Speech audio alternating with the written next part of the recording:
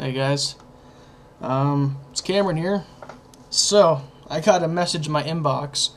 Instead of leaving a comment, somebody wanted to ask me what I use to record my guitar covers. And because I have no secrets to hide, I'm going to tell you. So, we're going to start with my main guitar. This is my Ibanez RG120 from 2005. I've had this guitar since then, and I actually got it for Christmas as a Christmas present. Before then, I was using my dad's BC Rich Warlock Rave 2, one of the good ones, and an Ibanez Blazer BL350 from 1982. And I used those for about 3 years before I ended up getting my own guitar, this one. And so for Christmas one day, I asked for a guitar, and this is the one that my dad gave me. So, I was excited. And I've had this guitar ever since, and I haven't put it down, really, if you couldn't tell. It was originally black. I did repaint it. I used a Duplicolor Mirage finish, and it didn't turn out too well, as you can probably tell. It's supposed to actually be a pearlescent finish. It switches from red to blue. It doesn't work too well, and most of the time it just stays this weird bluish purple color, so that's alright. Whatever. But I ended up getting a nick in the finish before I was going to wet sand it, so I never ended up wet sanding this, so it's still got the orange peel finish, and I obviously can tell I don't care about the finish too much, because it's trying to disappear. It's doing a good job, too. This is not relicked. A lot of people have thought this is relicked. I had a guitar cover up that I had to take down where I was standing up, and they noticed that my arm was resting here, but the wear was down here. This is due to the fact that I practice a lot sitting down, which is a horrible mistake because I go to stand up and I can't play for nothing. So I'm fixing that. Pretty soon you'll see some wear here. Okay? So I repainted this guitar. I also changed the pickups. The pickups in this are a Seymour Duncan 59 and a DiMarzio Super 2. Rivers Cuomo from Weezer had a Sonic Blue Warmoth Strat that he had this pickup combination in. And if you actually watch the Undone music video, that's the guitar he's using, and these are the pickups he's using. And of course I chose this color combination because it looks cool, and I obviously can't go for pickups that are the same color. I don't know why. The bridge on this, the tremolo, is hard-tailed. It used to work great, but the knife edges wore out, so I blocked it. And instead of having the craftsmanship to actually make a wooden block, I just put some nuts in there. That sounds horrible. But it works. And those have been in there for quite a long time now. I just super glued them in, and that's the way I left it. And it keeps the guitar in tune. This guitar never loses tune. I mean, it's the stock tuners. These cheap Ibanez tuners. The nut on this, I'm not sure what it's made out of. I haven't changed it. I should, because it's starting to get... It's actually the G string slot is worn down. It got cracked somehow, which makes me wonder what this is made out of. I don't know. The guitar is made out of agathis, the body. The neck is a three-piece maple neck with a rosewood fingerboard. And I know you guys have seen me throw this guitar around, but I take care of my guitars. This guitar, for some reason, is built out of something that cannot break.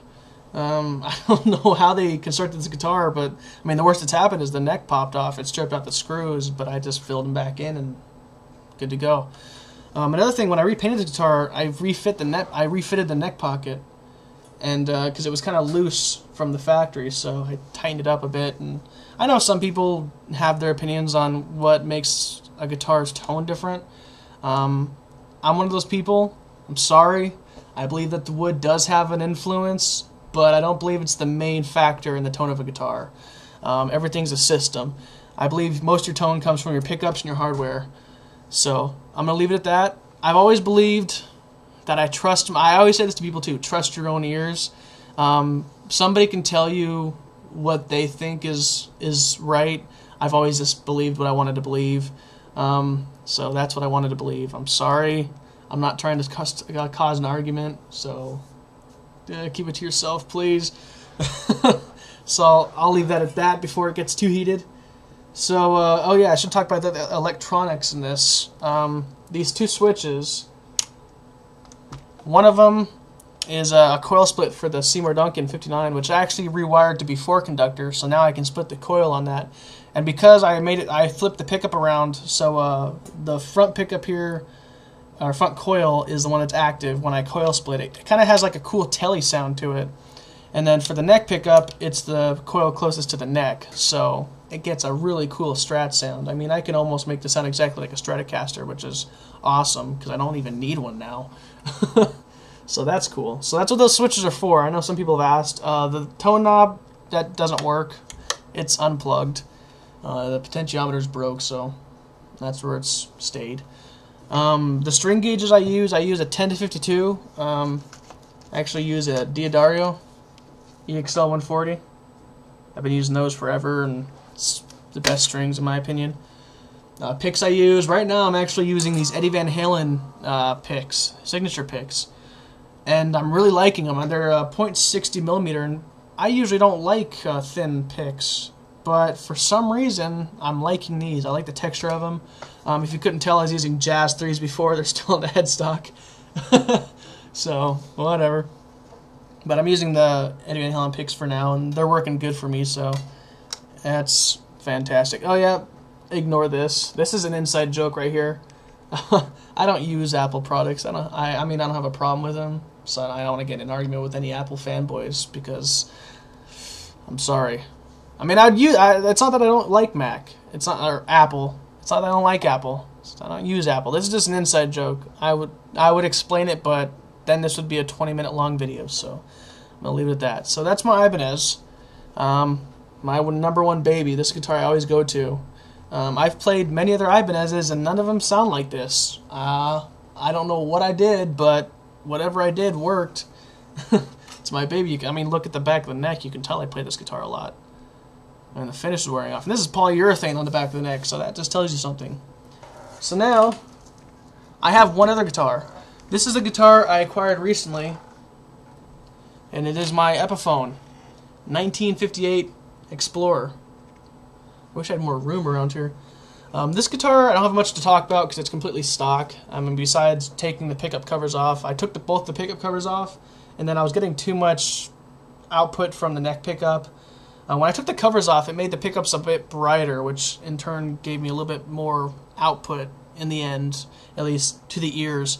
So, but I ended up getting too much output out of the neck pickup, and no matter how much I lowered it, it always seemed to be overpowering the bridge pickup, and I don't like lowering the neck pickup too far away because then I lose that good, rich tone. So I just put the cover back on, I sanded it down, gave it like a brushed nickel look.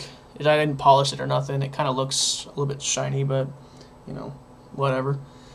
But there's not much to talk about this guitar because it's completely stock. The only thing I've really done to modify it is move the strap button from where it was originally here to the back of the neck. This guitar used a neck dive, and now I don't have any problems with it, so that's kind of nice. But yeah, it's completely stock. I haven't done much to this, so give me another 2 years and I'll probably have an update video talking about how I've Frankenstein this one as well.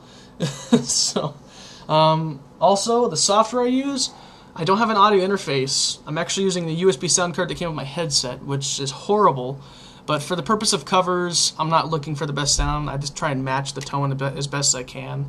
I have a few tones I use. I use a clean tone. I use a distortion tone, an overdrive tone. I'm more of a fan of like an overdrive sound. I don't like a lot of distortion, because I feel like Phil X kind of opened my eyes to this.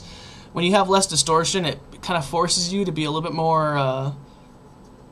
more accurate, because if you have a lot of distortion, you can just mask most of it. And when I actually started using low gain sounds, I noticed the difference.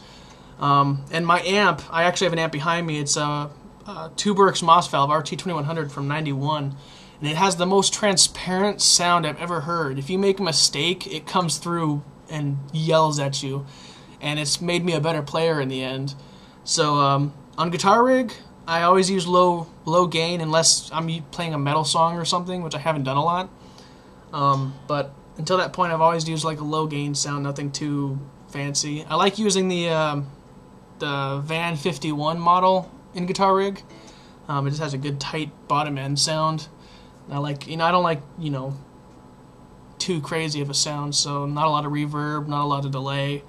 And that's what I use. So in an effort to make this video a little bit shorter, I'll kind of spare you some of the really, really, really big details, and I'll just tell you that that's what I use for my guitar covers. Yeah, and that's it. What do you think I should do with this guitar? I'm going to change the pickups in it, but, you know, up until that point, I'm just going to leave it alone. I'm going to change the hardware, too. I don't like the gold.